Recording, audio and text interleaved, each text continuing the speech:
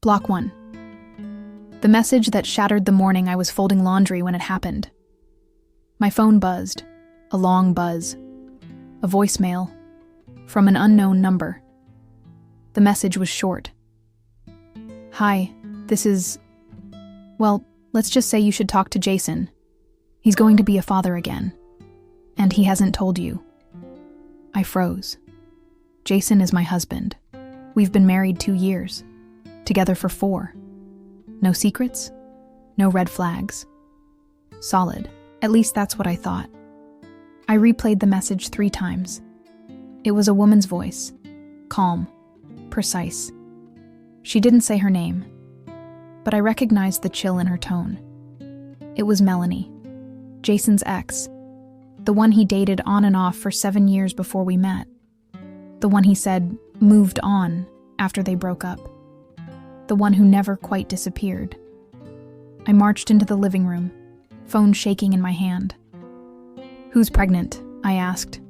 He looked up from his laptop, confused, then pale. No one. Melanie left me a message. And just like that, everything in the room changed. He swore it wasn't true, swore he hadn't seen her, swore he didn't cheat. But he hesitated when I asked if they'd talked.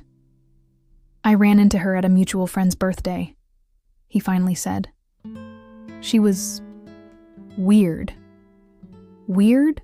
She was calculating, because this wasn't about a baby. This was about me.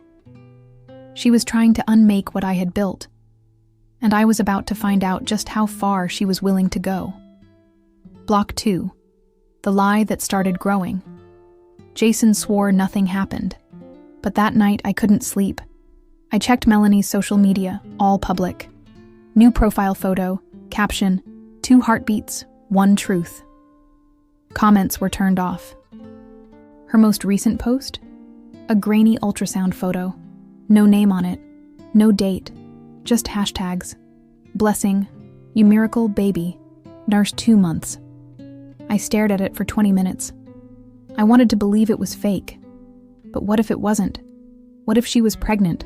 What if Jason was lying? The next morning I made an appointment with Dr. Keyes, my therapist. She didn't jump to conclusions. She listened. Then asked, "What has Jason done in the past that makes you doubt him now?" And the truth?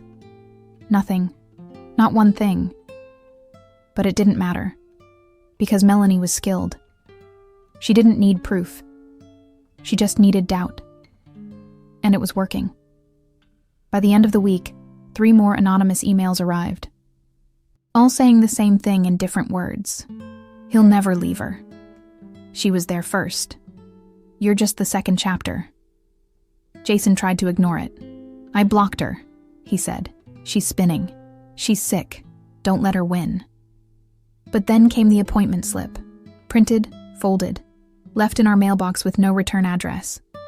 OBGYN department, 10:30 a.m. Melanie Chambers. I drove to the clinic. I waited in the parking lot. And there she was, glowing, radiant, and walking inside with one hand on her stomach, and the other holding a prenatal folder. She wanted me to see her. She planned it. This wasn't a mistake. It was a campaign. And I wasn't just being watched. I was being targeted. Block 3. The truth doesn't blink. I couldn't let it go. So I hired someone. A quiet PI named Marcus Dent. Ex-military, discreet, no questions unless you wanted them. I gave him Melanie's name, her social handles, a photo.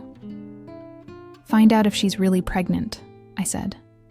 "I don't care about anything else." He nodded once. 2 days later, he sent me photos. Melanie leaving the clinic, alone, same outfit, same smile. Only something was off. Marcus zoomed in on the ultrasound photo she clutched. No patient info, no watermark. Then he called me. "That clinic doesn't use that design for sonograms. It's stock, pulled from Google." I reverse searched it. First result was a fertility article. I felt my knees buckle. It was fake. The photo, the story, the pregnancy, all of it. She had printed a fake ultrasound and walked into a real clinic just long enough to be seen. By me. She wanted the performance, the impact. I wasn't just her enemy. I was her audience. And the worst part? It worked. Jason and I hadn't touched each other in a week. Every text she sent, every whisper from the past, it drove us farther apart. She was poisoning our trust. But now, I had the antidote. And I wasn't going to play defense anymore. I was going to expose her. Block 4, the trap I set with a smile. I didn't confront her, not yet. I wanted a confession, not a denial. So I messaged her, calm, casual, sweet. Hi, Melanie, can we talk? I think we've both been under a lot of stress. Maybe it's time we clear the air, woman to woman. She responded in under 5 minutes. Of course, I'm glad you reached out. I think you deserve to hear everything from me. She suggested coffee. I suggested somewhere quiet, neutral. We met at a quiet bistro on the edge of downtown. I arrived early. So did Marcus. He was nearby, with a directional mic, legally recording. She walked in smiling, radiant in that carefully curated maternal glow she wore like armor. We sat, ordered tea. Then she leaned in, almost conspiratorial. I never meant for this to get messy, she said, but I think you deserve the truth. I didn't blink, just listened. She kept talking, told me Jason had reached out months ago, that they'd talked, that she'd felt something again. And then, the line that changed everything. I wasn't actually pregnant. Not really. I just needed him to remember what we had. I needed you to understand that you're not permanent. My hand didn't shake. I just smiled. Thank you for your honesty, I said. She looked confused. Until I pulled out the envelope. Inside, photos, screenshots, a full report. I slid it across the table and whispered, "Your performance is over." Block 5, the collapse of her game. She flipped through the envelope. Her smile vanished. I don't know what this is, she whispered, but her voice cracked. Oh, you know exactly what it is, I replied. Photos of her leaving the clinic empty-handed. Screenshots of her recycled ultrasound image pulled from a parenting blog. Marcus's affidavit, signed and dated. She looked up, eyes wide, no longer confident, no longer radiant, just caught. You were never pregnant. You forged a medical image. You impersonated a patient. You sent threats, and I have every single message. She started to speak, but I stopped her. If you ever contact me, or Jason, or anyone in our lives again, this file goes to the police. To your job, to your family, and to every single person you've ever posted a lie to. She started to cry. But this wasn't remorse. This was cornered. She reached out as if to grab my hand. I pulled back. You don't get to touch what you tried to break. I stood. She stayed frozen. I walked out, knowing 2 things. She was finished. And I had just reclaimed my marriage, my way. That night, I told Jason everything. Showed him the evidence. He didn't say a word for 5 minutes. Then he hugged me like he hadn't in weeks. I didn't deserve that kind of loyalty, he said. I looked at him. You didn't, but I gave it to us anyway. We didn't pretend everything was fine. Jason and I went to counseling. Not because he cheated, he didn't, but because she had left a crack, and we needed to seal it with something stronger than denial. Our therapist asked the right questions. What part of her lie did you believe? What did it trigger in your history, not just with her, but with each other? Turns out, Melanie's plan didn't just rely on confusion. It relied on old wounds. Jason had always felt guilt over how messy their breakup was. She knew that, and I'd always feared being second to someone who had history with him. She used that. But now, we were unpacking it, together. We moved cities 3 months later. New home, new number, new inbox. No more shadows at the edge of every conversation. I changed my name on social media. He locked down his accounts. And slowly, the noise died down. Melanie disappeared from the internet. Her pregnancy posts were deleted. Her accounts went dark. We never heard from her again. But the point wasn't waiting for her silence. It was reclaiming our own. And we did. Not in a dramatic announcement, but in 100 quiet mornings, holding hands across the breakfast table. Block 7. The echo that didn't win. Even after she vanished, Melanie lived in echoes. For a while, I second-guessed kindness. A stranger smiled at me in the grocery store, and I wondered if they'd been sent to watch. An unfamiliar number called, and I froze before answering. That's what people like her do. They don't just invade your home, they colonize your peace. But over time, the echoes faded. Because I didn't feed them. I didn't follow up on her digital trail. I didn't reread her messages. I let her ghost starve. And in doing so, I fed something better. Trust. Jason and I made new rules. Total transparency. Shared location. Not out of fear, out of choice. No contact with exes. Not even just friendly ones. We called it our reset contract.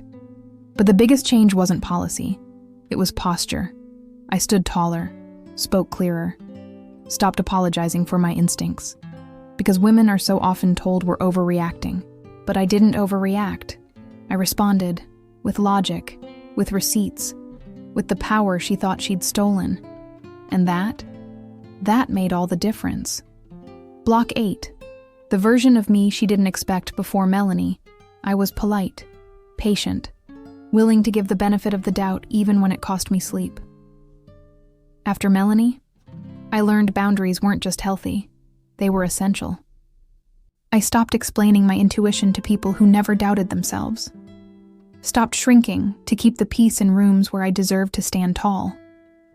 Because Melanie didn't just try to steal my marriage. She tried to rewrite my reality. But the twist? I let her write just enough for me to rewrite it better. More honest, more awake, more aware of what I had and what I'd nearly lost. I built new friendships, strengthened old ones, started a blog about digital self-defense and relationship boundaries, under a pseudonym at first. But eventually I claimed it with my real name, because I wasn't hiding anymore. I had faced manipulation head-on. I had caught a lie mid-air and broken its wings. And now, I was using that story to help others see the signs earlier than I did. Melanie thought she was the main character in my downfall. She didn't know she was the villain in my origin story. And the best part?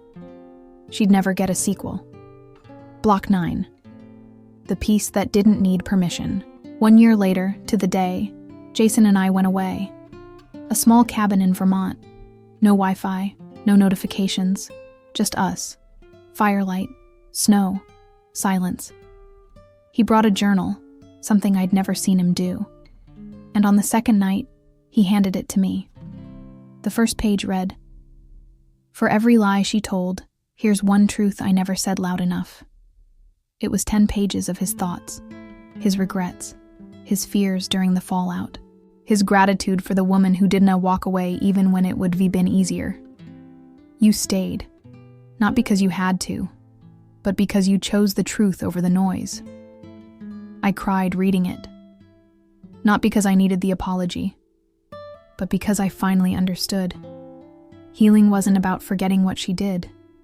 It was about knowing we survived it. Together.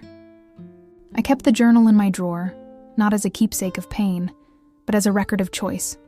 Because every time I wondered if I'd been too trusting, too forgiving, too vulnerable, I'd open those pages and remember, I wasn't weak, I was anchored. Block 10. The silence. She left behind. I never saw Melanie again, but I didn't need to, because she didn't win. She didn't break us. She didn't change who I was. She only revealed who I could become. And the silence she left behind? It's not haunted. It's earned. It's filled with laughter, routine, late-night conversations, and early morning forgiveness. It's filled with the sound of trust being rebuilt brick by brick, not overnight, but intentionally. Today, when women write to me through the blog, scared, suspicious, uncertain, I tell them this: you are not crazy for feeling what you feel. You are not dramatic. You are awake. Don't let anyone rock you back to sleep. Melanie taught me a lesson I never asked for, but I learned it, and I wrote the ending.